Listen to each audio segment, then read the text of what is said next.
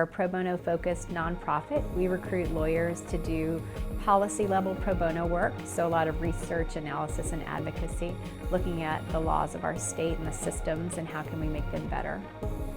Successful resilience to us at Louisiana Appleseed would be a community that's prepared.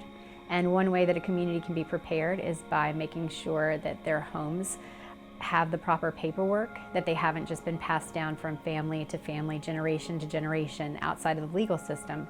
Successful resilience means that families, whether a storm comes tomorrow or maybe they just want to sell or refinance their house, that they can go to a bank or to a federal lending institution or to FEMA and say, this is my house, I need to do something with it.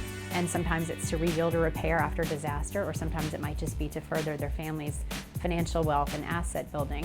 But resilience is learning from an experience, and we all had an experience 10 years ago in Katrina and Rita as a community, and realized that we needed to better prepare ourselves, not just for the next disaster, but as a community to better prepare ourselves for the future.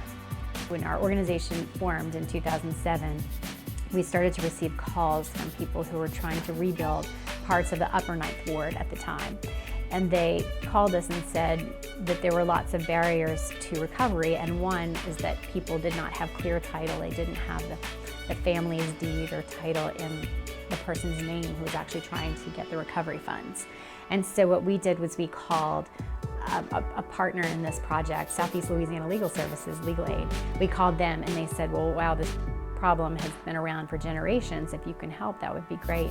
And so that's when we started recruiting lawyers, specifically Malcolm Meyer, who was at Adams and Reese at the time, and he started looking at how can we change the law to make it easier and less costly for people to clear title. The community is certainly better prepared when it comes to resilience and potential storms in the future. There's lots of work still to be done. As far as Louisiana Appleseed's legislative efforts, we feel confident that the measures and the progress that the legislature has made will help not just this generation, but generations to come. But it's a matter of people taking advantage of the law. The law is out there and the improved system is out there. It is now finally cheaper and less time consuming to clear title for most families. However, people need to know that the procedure's out there. So we've taken a two-pronged approach to community outreach.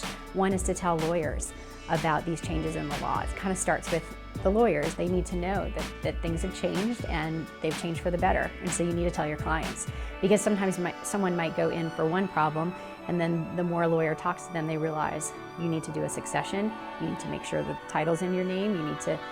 So that's the first step, is educating the legal community, and then educating the folks that are out there every day working so hard to put food on the table and to provide shelter for their families, to know that just because you live in grandma's house and grandma's gone, it doesn't mean that you're in good shape financially. It doesn't mean that you're building wealth for your family. It doesn't mean that you're going to be able to recover if there is a disaster.